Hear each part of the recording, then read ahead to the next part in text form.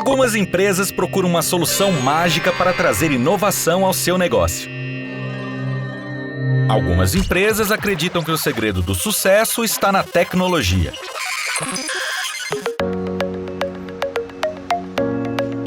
Mas as empresas mais competitivas e modernas sabem que o melhor investimento são os jovens talentos.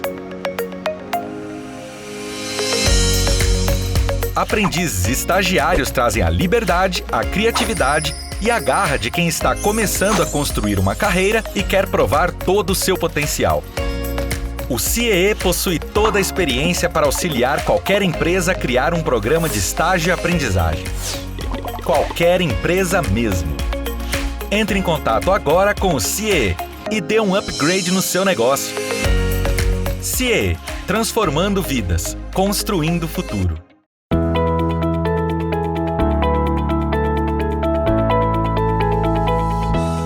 Olá, eu sou Adalberto Piotto e seja bem-vindo ao Pensando Brasil aqui pela TV CIE. Meu convidado a pensar o Brasil hoje é o economista, empresário, ex-presidente da Fiesp, Horácio Laffer Piva. Horácio, seja bem-vindo aqui ao Pensando Brasil. Muito obrigado pelo convite, uma grande honra, mas principalmente uma grande satisfação revê-lo, enfim, falar com você. Sempre digo que, de alguma forma ou outra, aprendi também muito com você. Você sempre esteve aqui presente na minha casa, no meu carro, enfim, no meu dia a dia, de maneira que vamos em frente. Somos velhos companheiros já. Bom, aliás, foi por isso que o doutor Horácio Laffer Piva me pediu antes da entrevista que evitasse, digamos, o tratamento formal. Eu vou me dar essa liberdade. Talvez cometa um ato falho durante a entrevista e chame de doutor Piva, mas enfim, vamos insistir. Vamos lá. Horácio, me conte uma coisa, levando-se em conta que nós já estamos praticamente há 6 meses, se eu marcar o começo da segunda quinzena de março, quando a gente já teve, pelo menos aqui em São Paulo, fechamento, propostas de confinamento, fechamento de parques, as pessoas convidadas a ficar mais em casa antes que houvesse ali um pedido maior por parte das autoridades, são quase 6 meses de algum tipo de confinamento que ainda persiste, embora as medidas hoje estejam mais reduzidas. Qual é a sua percepção do Brasil neste momento que passou por esse fenômeno do coronavírus depois da Europa, depois da Ásia e que de alguma forma também está saindo dessa situação neste instante? Vamos lá. Piotto, em primeiro lugar, eu te peço para você dar um desconto ou me permitir fazer aquilo que geralmente nos balanços se chama do disclaimer, né? Que é assim digamos assim, uma colocação de cuidado inicial para dizer o seguinte. O Guimarães Rosa tinha uma frase boa que ele dizia o seguinte: olha, eu não sei de quase nada, mas eu desconfio de muita coisa. Eu estou um pouco nessa linha. Né? Eu desconfio, porque tem manhãs em que eu acordo e o corona foi resolvido. Tá aí, a solução do Covid está dada. E às 6 horas da tarde, quando eu termino meu dia, eu vou ter mais 6 meses de isolamento.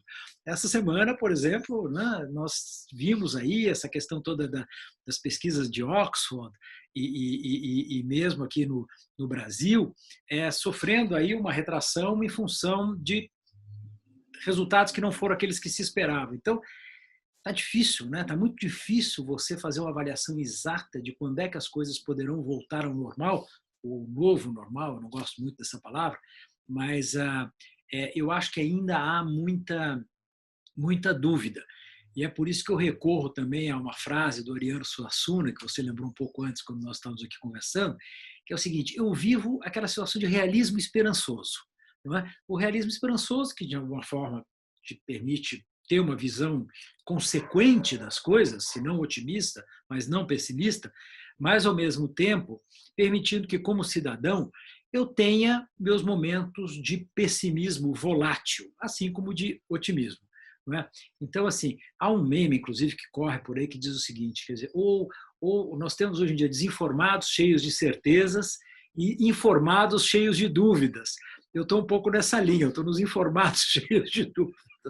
Então, mas eu vou te dizer o seguinte, olha, eu vou te falar dos problemas. Deixa eu falar um pouquinho por que eu tenho esperança. Eu tenho esperança porque eu acho que nós somos ainda uma democracia jovem, porque o Brasil é um país que tem mais futuro que passado. Onde é que eu vejo pessimismo? Eu vejo pessimismo porque nós temos muita dificuldade de lidar com as coisas. Isso é um país ainda que desperdiça muito as suas oportunidades, nós deixamos muita coisa escapar pelo vão dos dedos, e essa crise agora que nós tivemos deixou muito aparente, muito patente alguns dramas brasileiros. A iniquidade, a pobreza social, na qual as pessoas mais ricas estão totalmente encalacradas, não é? E deixou também claro que nós, embora tenhamos feito muita coisa boa, entramos mais tarde do que devíamos nessa crise e percebemos que a nossa indústria, que em alguns outros países foi muito rápida no enfrentamento, através de mudanças de linhas de produção para produzir respiradoras e outras coisas, nós aqui no Brasil não conseguimos fazer, estamos entregando agora os respiradores. Então, a gente percebe que o Brasil tem inteligência embarcada, é um país que lida bem com a diversidade, mas é um país que muitas vezes patina antes de fato, pegar no tranco. E o que acontece? Acontece que nós tivemos uma enorme crise, uma crise que é sanitária, que é econômica, que é política, que é social, que é emocional, e, portanto, nós, com isso, vivemos 6 meses dramáticos, e a grande pergunta agora é como é que nós vamos sair dela. E aí sim nós podemos conversar um pouco. Parece que você quer fazer uma pergunta, faça, e aí a gente já continua daqui.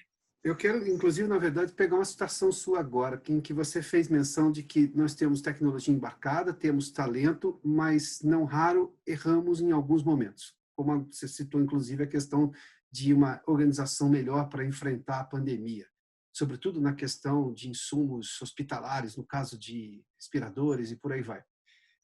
A gente não tem esse amálgama, Horácio, de conseguir juntar as coisas nas horas que elas precisam, ou seja, uma base forte, sustentada ali, porque nós estamos unidos em algum propósito.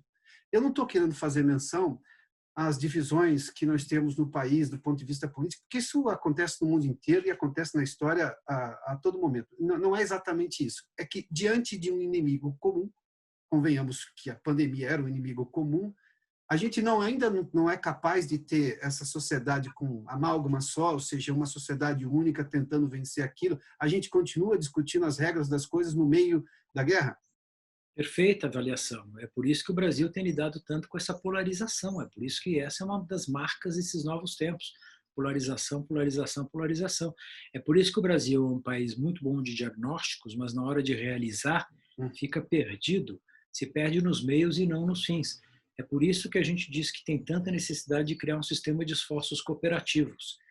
Vantagens que eu vejo disso tudo é que, pela primeira vez, a sociedade se mobilizou um pouco mais, e você veja a questão do voluntariado, os empresários perceberam um pouco mais das suas fragilidades, e com isso eu fico olhando essa crise e pensando que talvez ela seja, inclusive, uma oportunidade civilizatória, não só para o mundo, mas em especial para o Brasil, que tem tanto ainda por fazer.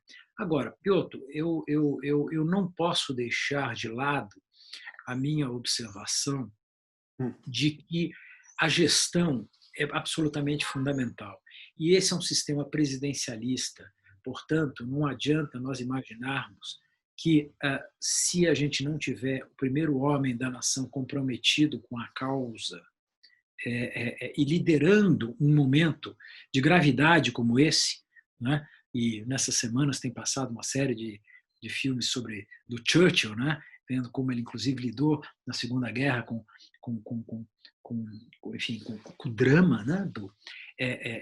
Nós teremos muita dificuldade. A análise de risco nós até fazemos, mas como depois transformar, na hora que o momento chega, isso em ações eficazes, demandaria também um apoio muito maior por parte de Brasília. E Brasília, na minha opinião, Piotr, ela desconhece a gravidade da crise. Quer dizer, nós vimos aí uma série de propostas atabalhoadas, cheio de surpresas, né? Nós vimos problemas no Ministério da Saúde, assim como outros ministérios. Nós vimos, em alguns momentos, até uma certa situação de negação por parte do presidente do seu núcleo duro, em cima de uma série de coisas, e não estou falando nem do próprio vírus em si, não é?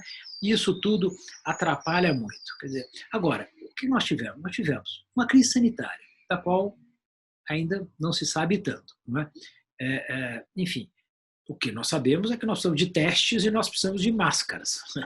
É porque, inclusive, nós não sabemos se novas cepas não virão aí pela frente. Nós tivemos uma crise pública, nós estamos chegando a um endividamento do PIB de quase 100%, quer dizer, o próprio Tesouro já encontra um pouco de dificuldade de colocar os seus títulos. Não é? Então, a agilidade era fundamental. Veio depois, mas muito segmento ainda não conseguiu sequer chegar ao crédito para o seu capital de giro. Nós tivemos aí o problema todo da crise política, percepção externa muito ruim em relação ao Brasil, o tema da insegurança jurídica muito claro, o Congresso muitas vezes oportunista, né, pensando nas suas eleições, colocando jabutis através das pautas bombas, isso tudo assusta. O presidente Bolsonaro, em alguns momentos, ele substituiu o presidencialismo de coalizão pelo presidencialismo de colisão, né? Criando muito mais atritos do que seria necessário, inclusive com o judiciário. Eu acho que a tensão ele é própria da democracia, Piotr, mas ela não pode ser permanente e destrutiva entre os poderes. E isso, de alguma forma, desarticula todo o sistema de entendimento da sociedade. Uma crise social, desemprego extraordinário, né? Toda a corrupção, com medo de violência, enfim, pior do que isso, vai gerar uma concentração de renda. As empresas grandes, as pessoas que têm dinheiro, vão concentrar renda. Então, discutir como nós vamos retomar, discutir a capacidade do Estado de se financiar é fundamental. E uma crise emocional, com efeitos psicológicos muito claros, com efeitos do isolamento, com impacto de novos comportamentos. Ou seja, é uma crise muito longa, é uma crise muito séria. Muitas empresas e empregos não vão sobreviver. Um empobrecimento geral. O Brasil não será mais o mesmo, assim como a maioria dos países. Mas, então, assim, nós precisamos repensar a volta do crescimento com muito mais igualdade de oportunidade, com muito mais ênfase na perspectiva de aumento de acesso para os cidadãos, ou Piotr, e com muito mais preocupação em tornar essa nossa estrutura produtiva, que já é muito competente na área da agroindústria, por exemplo, mais eficaz. E parte disso vem do quê? Eu reclamo, obviamente, de Brasília, mas parte disso vem da onde? Vem da mobilização da sociedade, Piotr. A essência da resposta é a mobilização da sociedade. Aí eu vou entrar justamente nesse tema, porque parece que essa concepção, claro que isso não é uma novidade, que a gente tem desigualdade social, mas isso ficou mais claro ainda. Agora, não há quem consiga negar algo tão evidente quanto esse. Mas eu tenho um nó fiscal no país. O governo se gastou mal e gastou muito mal lá atrás. Eu estou falando de governos anteriores, não somente deste, que na verdade tinha até um processo de enxugamento fiscal, mas enfim. O fato é que a dívida é do país. A dívida está lá e tem que ser paga. Eu tenho, ou seja, um orçamento muito curto para gastar, mas tenho necessidades de, por exemplo, melhorar a educação, porque isso melhora o acesso a uma série de bens, que as pessoas vão ficar melhores na vida, ou seja, elas vão ascender socioeconomicamente, mas, sobretudo, do ponto de vista de afirmação como cidadãos do país. Quem paga essa conta? Como é que a gente consegue recursos? Porque, em algum momento, além da mudança de consciência em relação ao problema, que, obviamente, é o princípio de tudo, chega uma hora que a conta chega. O Estado tem um limite para gastar. Claro que a gente pode sofisticar o custo do ponto de vista de qualificá-lo melhor, porque ainda a gente tem gasto muito de qualidade muito ruim. E isso também, cada levantamento que se faz, a gente descobre isso com muita frequência. Mas a gente vai precisar de mais dinheiro. Se falar em aumentar imposto nesse país, o país dá uma pirueta de costas. Pronto, é simples assim. Se eu falar em empréstimos do exterior, eu vou ter que dar segurança jurídica para investimentos aqui, vou ter que melhorar o ambiente político, que também leva algum tempo para começar a ter recursos de fora. Ninguém está falando em buscar FMI, não é o caso mais nesse momento. Mas, enfim, de onde vem o recurso? Bom, deixa eu lhe dizer uma coisa, em primeiro lugar. Eu sou mais otimista com relação ao recurso. Eu acho assim, em primeiro lugar. Em primeiro lugar, eu acho que nós precisamos começar a pensar longe, Piotr. Eu acho que a recorrência da vida brasileira tem sido a dinâmica do curto prazo. Nós sempre estamos muito presos ao curto prazo, nós sempre estamos mais preocupados com o urgente do que o fundamental. E a educação é um caso clássico. Leva tempo para você formar gente, como você colocou aí muito bem, mas cada vez que a gente adia colocar a educação como um ponto absolutamente fundamental na nossa agenda, nós, de alguma forma, comprometemos o futuro. E, volto a dizer, o destino do Brasil é o futuro. Países extraordinários, nós acabamos de falar de Churchill, Inglaterra já teve Sarah Bernard, já teve as suas glórias, já teve Shakespeare. O Brasil ainda tem o futuro pela frente, né? Nós temos aí... Então, assim, eu acho que nós precisamos começar a pensar mais longe para fazer muitas coisas. Eu, basicamente, acho que tem 3 questões que são fundamentais. Se você quiser, a gente avança um pouco mais nelas. Em primeiro lugar, as reformas estruturais, que são principalmente a reforma administrativa e a reforma tributária, que, na verdade, permitem um desafogo no lado do débito para você colocar no lado do crédito.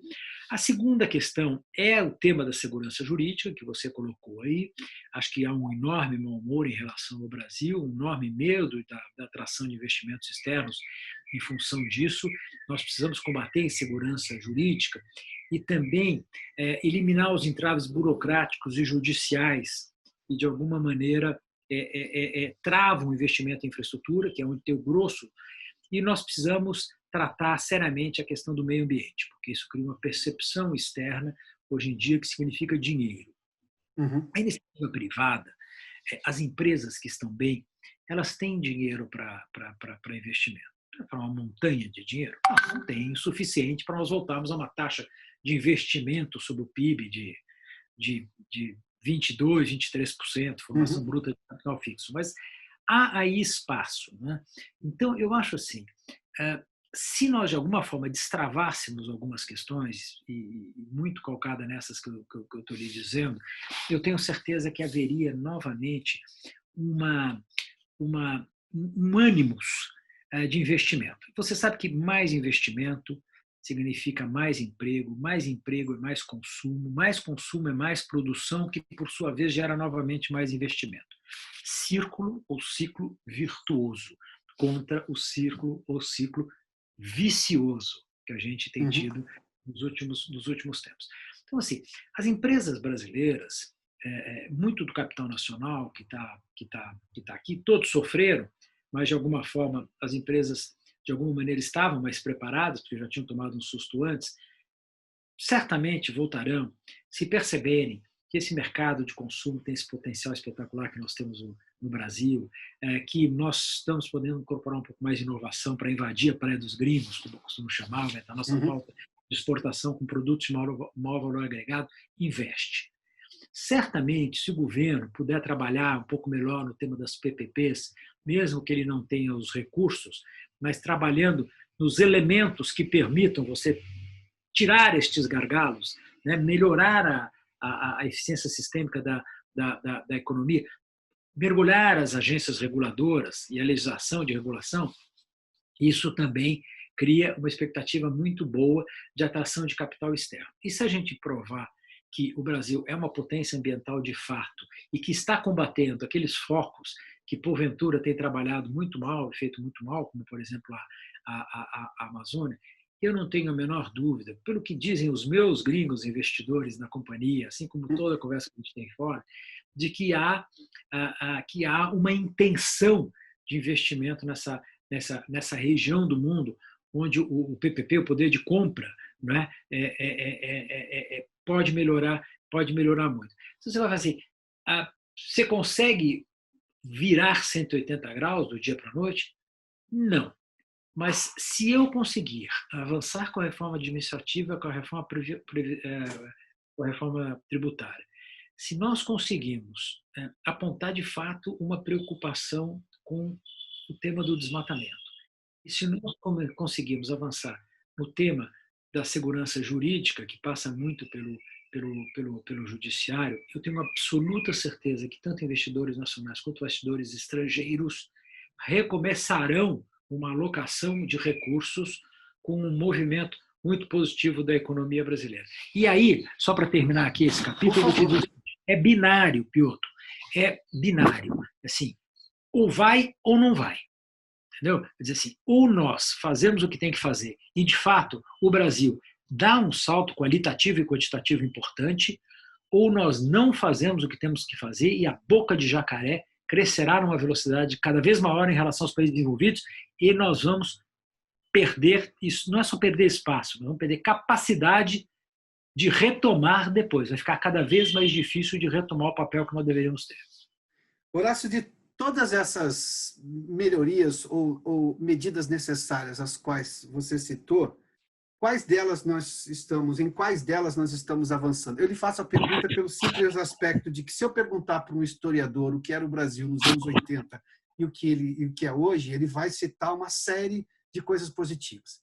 Se eu perguntar para um analista político, ele vai falar que o mundo está acabando, que é uma lógica do analista político. Se eu falar para um sujeito que é economista, ele pega os números e vai mostrar, e obviamente os números são a resposta dele. Dependendo do que você está analisando, é melhor ou pior.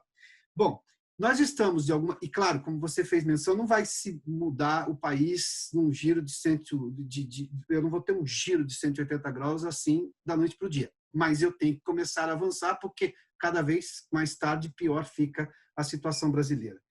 Eu tenho algum avanço em reformas, pelo menos eu tenho um discurso disso acontecendo no Congresso, sobretudo a questão da reforma tributária e também da reforma administrativa. O Congresso pode ampliar a proposta de reforma administrativa do governo. Isso.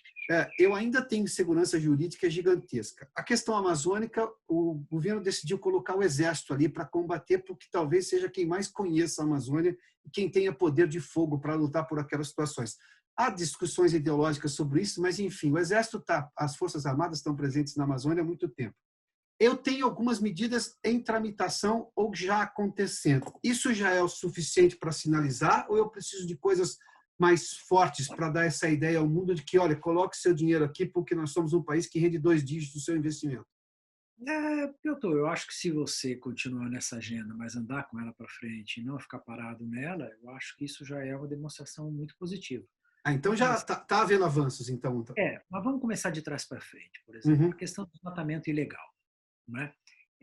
A popularidade, a reputação internacional do Brasil foi dizimada aí por causa desse tema da questão ambiental. Né? O mundo perdendo a paciência com o Brasil.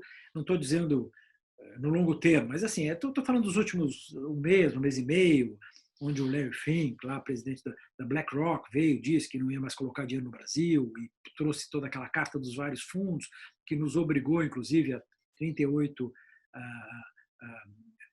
setores, o fundo deles, a fazer um pouco de frente àquilo. Mas vamos lá. Então, assim, essa questão ficou muito ruim. O que você precisa agora? Você precisa dar demonstrações claras de que você vai adotar medidas concretas para enfrentar essa questão. Você vai falar assim, puta, mas é muita coisa? Não, eu diria que são basicamente 3 coisas. Eu diria, em primeiro lugar, que nós deveríamos resolver esse problema da regularização fundiária. Nós temos hoje 900 mil famílias aguardando títulos. Essas famílias não são famílias que devastam, são pequenas famílias que, de alguma forma, exploram com mais ou menos jeito a floresta. Então, assim, concede de uma vez os títulos de propriedade rural nessa área gigantesca que é a terra de ninguém chamada Amazônia, exatamente para ela virar a terra de alguém. Não é? Quer dizer, resolve essa questão. Com responsabilização, uma vez que a pessoa tem um título, ela pode ser responsabilizada, né? No Brasil, Piotr, não tem problema da desmatamento ilegal em propriedades regularizadas. Ao contrário, nessas nós somos paradigma para todo. É um país que, com as suas florestas plantadas, recupera florestas degradadas. Nós somos um exemplo de preservação ambiental e produtividade agrícola. A segunda questão, então, é isso. Puta, dá o título para esses caras, para de enrolar tanto. Segunda questão é a questão de investir em tecnologia para unificar os sistemas de informação. Aliás, nem é tecnologia, essa é uma discussão política. É impressionante os feudos das entidades ambientais. Eu respeito muito as ONGs, mas há determinados feudos, o Piotr, há governos regionais, há órgãos federais e forças armadas que resistem em unificar os seus sistemas de informação e compartilhar isso. É um negócio completamente maluco. Assim, nós dois resolveríamos isso com um pouco de coragem. Nós dois íamos sentar lá e ia falar quantos sistemas tem? Tem 15. Então, chama aqui as ONGs, chama as pessoas. Pessoal, Vamos fazer esse troço. Ah, não tem. Não, vou chamar um hacker aqui, um garoto desses de 16 anos, que eu aposto que ele monta um sistema aqui para você se conversar. Impressionante, Sim. eles não se. E a terceira coisa é criar incentivos econômicos corretos para estimular a preservação de floresta e recuperação da vegetação nativa. Isso é o seguinte, é criar mecanismos de incentivo para a exploração extrativista. Você não tem grandes dificuldades de fazer uma coisa dessa. É mostrar que a preservação é um bom negócio. Não é? Valor econômico à preservação, é isso, né? Claro, quer dizer, é explorar aquela biodiversidade amazônica com jeito. É a natura da vida, você entendeu? Que está lá fazendo um belíssimo trabalho de busca de essências locais. Então, assim, tem um pouco de diplomacia, inclusive para levar para fora o que é que nós estamos fazendo, tem um pouco de arcabouço regulatório, tem um pouco de fortalecimento dos órgãos de fiscalização, mas com essas três coisas que eu lhe disse, você resolve essa questão e dá uma demonstração. Estou falando de coisa que em 6 meses você resolve se você quiser. Ah, é claro, realpolitik é difícil, mas você resolve. Então, essa na questão. Na questão da segurança jurídica, é aquilo, quer dizer, o que você tem hoje é uma enorme imprevisibilidade do entendimento das leis. Quer dizer, cada um entende de um jeito, você gera uma enorme judicialização, você permite a politização de juízes e procuradores na aplicação da lei, e você vê os absurdos que você tem. Você tem um passivo hoje, talvez, de mais de 80 milhões de processos por causa desses incentivos perversos aí da legislação. Então, assim, enfrenta essa questão, isso vai melhorar muitíssimo. Quer dizer, no Japão você leva 100 dias para decidir um caso de primeira instância. No Brasil você leva 1.600 dias, segundo o último levantamento. Então, assim, aí vai precisar de um pouco de desprendimento dos próprios. Eu ia lhe perguntar onde é que está a palavra-chave para, digamos, começarmos a pensar na composição química do amálgama aí. O primeiro, ambiental, é fácil, é prática, é caneta, é vontade. Fácil, nós dois resolvemos. Sim. A segunda é mais complicada. Você, de fato, vai precisar de um judiciário mais desprendido. E a terceira, são as reformas administrativa, tributária, que passa por toda essa questão de subsídio, de você ter que aumentar um pouco o imposto sobre a renda das pessoas mais ricas, criar imposto sobre herança, todos esses absurdos, não é? Nós vamos ter que mexer. Tanto a administrativa, que é enfrentar os privilégios do setor público, e aí é coragem, óbvio que eles vão chegar na porta, vão fazer barulho e tudo mais, mas não tem jeito, isso tem que ser de alguma forma enfrentado, e eu acho que isso é muito a questão do executivo e do legislativo juntos, quanto, obviamente, aproveitar que há um clima melhor no Congresso e apontar, mesmo que às vezes as leis não sejam para implementação imediata e tenham que ser jogadas um pouco mais no tempo, aquelas medidas que de fato vão mudar e vão trabalhar. A questão administrativa é uma delas, quer dizer, olha, foi dado um passo agora, quem sabe você dá um segundo passo que tenha mais. Agora, na questão das contratações, foi dado um passo. Talvez você marque uma transição para fazer um ajuste do setor público. O mero fato de apontar isso, de fazer uma lei, de combinar, já vai criar um clima mais que positivo. E a segunda coisa da tributária, vou te dizer, nós temos muitos diagnósticos, eles todos convergiram para 2 ou 3 ou 4 propostas, uma do próprio Ministério da Economia, a famosa PEC 45, a 145, acho que é esse é o 141, e você tem um pouco da reclamação desse imposto sobre transações, essa coisa toda, que seria talvez uma proposta um pouco mais dos comerciários. Eu acho que essas propostas estão ali colocadas. Então, o que nós precisamos fazer? Nós precisamos discutir, escolher um caminho e ir por ela. Está me parecendo que há uma boa disposição por parte do presidente Rodrigo Maia e do presidente Alcolumbre para que isso avance. Se perde de vez em quando, porque obviamente o Alcolumbre quer reeleição, às vezes o Maia também se encanta com isso, enfim, tudo isso que a gente sabe, Centrão entrando, eleições pela frente, tem complicações. Mas pela primeira vez eu estou vendo uma compreensão melhor do que é que está acontecendo. Quando você começa a discutir, olha, vamos furar o teto de gastos, né? Quando você começa a dizer o seguinte, olha, não terá recursos para investimento, que talvez nem para as emendas de vocês, quando você começa a ver, olha, o Brasil deixou muito aluno nesses últimos 6 meses as suas ineficiências, não é? Eu tenho a impressão de que o medo une um pouco as pessoas e elas começam a olhar isso com mais atenção.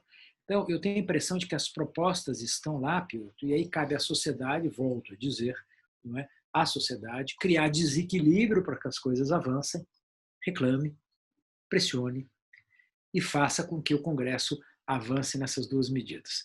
Então, assim, eu acho que os instrumentos para começar uma virada estão aí. Esse é seu realismo esperançoso, porque você citou aqui Esperançoso, Piotr. O esperançoso. Pois é, porque são todas realidades, essa maior compreensão do Congresso, eu confesso, desde a reforma da Previdência, ainda lá, reforma trabalhista, perdão, ainda no governo do presidente Michel Temer, houve uma mudança completamente diferente no posicionamento do Congresso. A gente discute reforma nesse país desde o Fernando Henrique, diga-se de passagem, e elas não avançavam como avançaram recentemente. O realismo está aí. O Temer foi competente. O que é esperançoso é que agora, digamos, com a realidade na frente, não tem para onde fugir. A gente vai enfrentar a realidade brasileira, então é isso? Eu tenho a impressão que sim. Eu acho que está todo mundo um pouco cansado dessa situação. Eu vivo dizendo, um país sem pretensões hegemônicas, sem problema de fronteira, sem crise natural, um país que lida bem com a diversidade, um país que começa, de alguma maneira, a perceber, principalmente nas suas classes médias e altas, esse desperdício de oportunidades, o qual nós falamos no início. As classes menos favorecidas, muito ainda dependentes, muitas vezes, inclusive, de benesses do governo, basta ver aí o Bolsa Família, basta ver agora esse auxílio de 600, o tal do Corona Bônus, como mobiliza, mas, de qualquer maneira, a conversa andando um pouco melhor. É claro que eu tenho medo, Piotr, é claro que eu tenho preocupação, é claro que investido como sou no Brasil, essa coisa toda, fico, às vezes, muito assustado pelo fato de que, quando nós fizemos a nossa primeira entrevista, lá talvez antes do ano 2000, nós devemos ter falado de reforma tributária, nós dois. Eu não me lembro nem você, mas certamente nós falamos desse assunto. E estamos aqui repetindo isso 20 anos depois. Então, assim, é claro que eu tenho medo da realpolitik brasileira, da capacidade, é difícil ajudar quem não se ajuda, né? Da capacidade do Brasil, muitas vezes, se atrapalhar. Mas eu sinto incômodo. Eu sinto a conversa com os meus pares diferente. Com preocupações que antes eles não tinham. Meio ambiente ia para o departamento de marketing. Era um assunto de pessoas, de poetas verdes e veganos. Entendeu? Não estava na agenda. Eu sinto essas coisas entrando.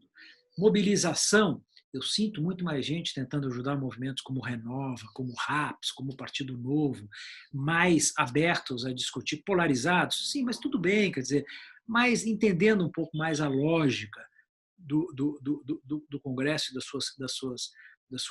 suas forças. Eu sinto os economistas todos, de todos os lados, falando com mais preocupação. Alguns acreditam que o Brasil tem mais condições de emitir moeda, outros, obviamente, totalmente contra, mas não importa, quer dizer, a discussão está aí posicionada. E sinto que a imprensa, que é um valor fundamental de esclarecimento, ela andou sofrendo alguns ataques que também irritaram muito a sociedade brasileira, sabe? Pô, espera um pouquinho, também assim também não, quer dizer, me calar também não vamos por aí. Aí você tem lá o pessoal mais radical, mais polarizado, que diz que é isso mesmo, que tem que tal, que o Bolsonaro tem que ser duro, essa conversa toda que a gente escuta, mas o assunto, de uma maneira ou outra, está na mesa. Eu conheço muitas pessoas assim, com um pouco mais de tendência bolsonarista, que fora batem no peito, mas dentro que apanham dos filhos, da mulher, de todo mundo, sabe? Quer dizer, então, sobre essas posições mais radicais, tanto a esquerda quanto a direita, elas estão mais sobre ataque. A solução é um centro? Não sei se é. Talvez um centro-esquerdo, dadas as nossas iniquidades sociais. Mas, assim, a minha expectativa é que elas saiam um pouco dos extremos embora a gente esteja vivendo um movimento polarizado, que a gente consiga convergir um pouco mais para o meio.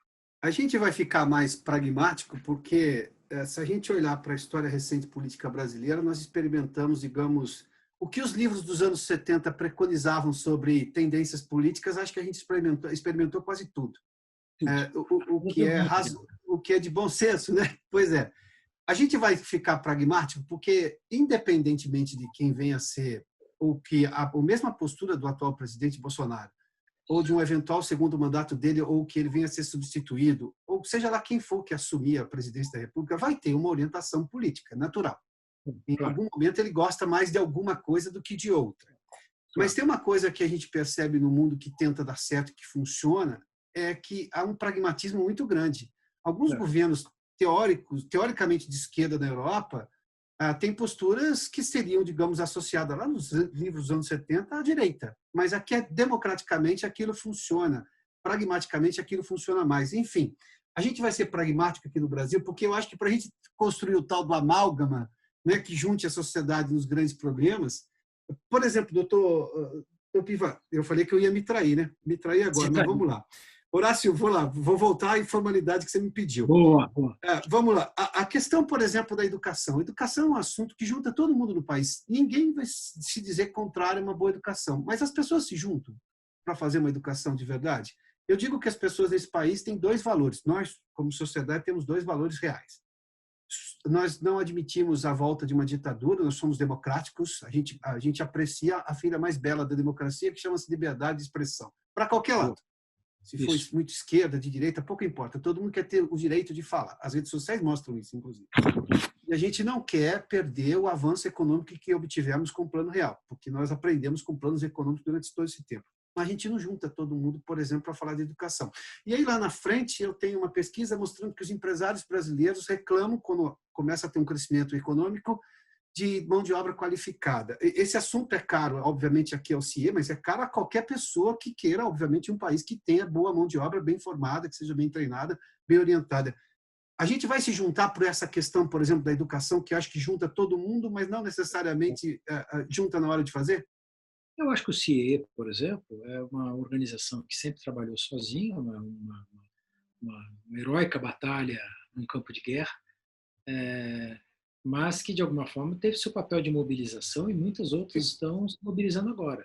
Quando você pega movimentos como Todos pela Educação, Instituto Ayrton Senna, tantos outros que estão trabalhando muito nessa questão da educação e conversando muito mais do que conversar em qualquer outro momento. Empresários, inclusive, que estão assumindo algumas escolas, não só do ponto de vista de investimento, na parte física, mas também discutindo muito mais a questão de como devem ser digamos assim, as matrizes curriculares, que tipo de educação você deve estar. Eu penso que sim, eu acho que isso vai acontecer. E eu acho, os empresários, sem dúvida nenhuma, reclamam muito da qualidade. Você muitas vezes recebe um engenheiro, falando no caso industrial, você recomeça o curso com ele na empresa, porque ou ele tem uma formação ruim de base, ou muitas vezes o que ele aprendeu na própria universidade é muito aquém daquilo que hoje em dia se precisa. Aquela questão dos soft skills e dos hard skills, né? Quer dizer, o tipo de liderança, de conhecimento de uma língua, enfim, desses temas todos. Então, mas eu tenho a impressão de que se você pegar a maior parte das empresas médias e grandes no Brasil, elas de alguma forma hoje já estão apoiando a educação. Você está tendo discussões dentro de próprios segmentos organizados, como Senai e outros, de que tipo exatamente deve ser, de que tipo vai ser feita.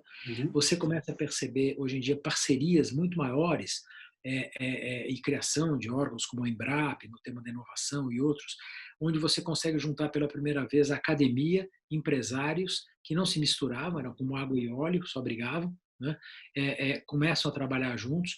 Então, eu tenho uma expectativa com relação a isso. É claro que a grande malha ainda está sob as asas do governo, mas eu tenho a impressão de que há uma pressão constante para que isso seja colocado na agenda. Eu quero falar uma coisa para você, Piotr. Pois não. Nós passamos aqui por uma experiência que é uma experiência muito dramática esses últimos meses, né? Muita questão foi discutida e muita gente teve acesso a discussões que não tinha tido antes. através, por exemplo, de lives como essa sua aqui, não é? Pessoas que têm ali um tempo, assistem, ouvem outras opiniões e essa coisa toda.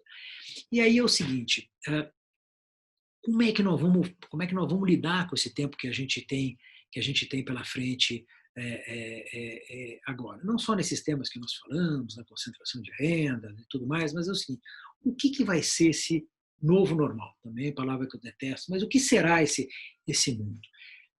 Talvez seja um mundo mais espiritual do que material em algumas questões. Uhum. Talvez seja um mundo mais humano do que virtual, porque eu estou morrendo de saudade de estar com as pessoas, eu não tenho saído. Estou honestamente com saudade de ver as pessoas da padaria aqui da esquina, onde eu sempre tomava café da manhã, toda manhã, aos meus pares do escritório. Eu fui lá, nós começamos a receber essa semana só 20% das pessoas e tal. Vai provavelmente ser um mundo talvez de mais propósito do que forma. Esse tema do propósito está entrando muito na agenda. Eu acho que as pessoas vão olhar mais natureza do que consumo, até a natureza vai ganhar um espaço. Eu acho que as pessoas vão olhar mais casa que escritório. Quer dizer, você vai ter um mix melhor, essa volta, né, esse office, essa coisa de trabalhar em casa, ela vai ganhar um espaço qualquer, maior. Eu acho que é capaz de ter mais comunidade do que sociabilidade, ao invés de você estar só com o seu grupo, você ser um pouco mais tolerante, generoso com relação à comunidade. E eu acho que até pelas limitações de viagem, pelos medos e tudo mais, você vai ser mais local do que global. Quer dizer, de fato, eu vou olhar minha casa, eu vou olhar meu bairro, né? Aquilo que um amigo meu fala, Barbosa, fala, puta, se todo mundo cuidasse do jardim em frente à sua casa, o país estava arrumado de bonito. É verdade. Eu acho que você vai começar a olhar um pouco mais o local, as oportunidades, o turismo, essa coisa toda. E tudo isso, de alguma forma, nos obriga a um olhar mais generoso, mais cuidadoso. Entendeu? O Piotr, eu vou te dar um exemplo prático. Klabin vende produtos para uma outra empresa. É aquilo que se chama de uma empresa B2B, Business to Business. Pela primeira vez, nós recebemos uma ligação de um cliente dizendo que o cliente dele estava na frente da gôndola reclamando do produto porque era feito com matéria-prima do Brasil.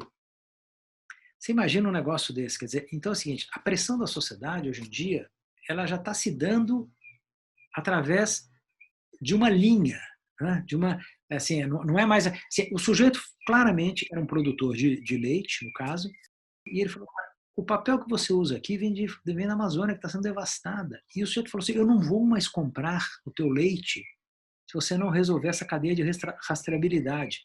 E o cara ligou para a gente para dizer que isso estava acontecendo e como é que a gente lidava com isso juntos. Não tivemos nenhum problema, porque a gente tem uma... Mas aconteceu com a carne, pode acontecer com alguns produtos agroindustriais, os países podem se aproveitar disso para criar mais barreiras não econômicas. Mas você veja que há um movimento da sociedade e há uma sofisticação que é capaz de fazer muita diferença. E essa diferença é capaz de transformar muito o mundo. E esse mundo pode ser melhor se nós soubermos o que fazer. Então, a minha última pergunta a você é uma frase que você usou lá no começo. A gente vai realmente não somente descobrir como crer piamente que nós somos um país com mais futuro do que passado, o que faz toda a diferença no que nós estamos fazendo agora, porque o futuro vai ser o resultado de hoje? Eu acho que a crença absoluta vai vir quando, de fato, você tiver mais educação. A educação, ela abre muitos olhos e ela permitirá muitas pessoas olharem não só a árvore, mas a floresta. Compreenderem muito melhor o que é o Brasil vis-à-vis esse mundão que está por aí. Nós não somos o melhor, mas nós estamos certamente entre os melhores. Não é? Nós vamos ser mais tolerantes e perceber que a nossa democracia é jovem, portanto, ela tropeça, mas ela avança. Nós vamos perceber que governantes competentes, honestos, podem fazer uma enorme diferença. Isso tem acontecido em muitos municípios do Brasil, que tem gestores modernos. Não é? E aí vai ficar muito claro o que hoje, para mim, é uma certeza. que nós temos aqui um mar de oportunidades e que nós somos absolutamente abençoados com relação à terra, aos insumos e às possibilidades que nós temos. O que a gente não tem ainda é o grau de conscientização, o compromisso de mobilização, que você muito bem colocou, e a ação, não é? O sentido de urgência para transformar isso em vida melhor para as pessoas. Eu digo o seguinte para você, está tudo aí, falta botar isso no liquidificador. Agora, há mais conscientização de que isso pode ser feito. Razão pela qual eu volto a dizer na oportunidade civilizatória. Assim, e por que é binária? Porque se o Brasil perder tempo e perder essa janela de oportunidade, abre muito a boca de jacaré, fica muito mais difícil você recuperar, agregar mais tecnologia, porque o mundo está avançando com muita rapidez nisso, você concentra mais a riqueza nos países desenvolvidos, isso está avançando com muita velocidade. Se o Brasil escolher este outro lado, eu tenho certeza que a gente tem a possibilidade de recuperar uma parte do tempo perdido. O que é, no fundo, meu caro, o nosso legado, a nossa obrigação com os nossos filhos e os nossos netos. Horácio, obrigado pela gentileza da entrevista. Horácio Lafepiva conversou conosco aqui no Pensando no Brasil. Obrigado, viu? Milton, muito obrigado, uma honra, como eu disse no início, uma grande alegria. Muito obrigado pelo espaço que você me permite e continue aí, porque você não é um entrevistador e nem é um jornalista. Você é um par que, com as suas perguntas, ajuda muito a qualificar as nossas respostas. Obrigadíssimo pela gentileza do debate que você me permitiu aqui, permitiu a todos nós. Obrigado, Horácio, uma vez mais. Um grande abraço a você, Pilton. Muito obrigado. Até mais.